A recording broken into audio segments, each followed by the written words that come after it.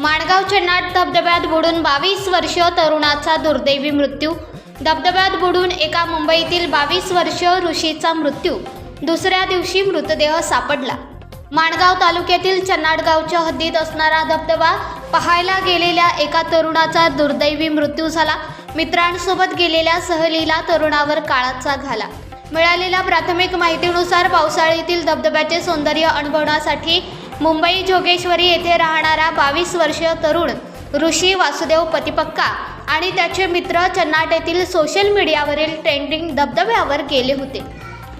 मात्र पोहण्याचा मोह न आवरल्याने आणि पाण्याचा अंदाज न आल्याने तो त्यात बुडाला गेला।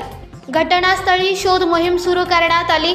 दरम्यान स्थानिक पोलीस प्रशासन, आपत्कालीन बचाव पथक, ग्रामस्थ यांनी धाव घेऊन शोध मोहीम सुरू केली असता दुसऱ्या दिवशी मृतदेह हाती आला असून उपजिल्हा रुग्णालयात दाखल केला।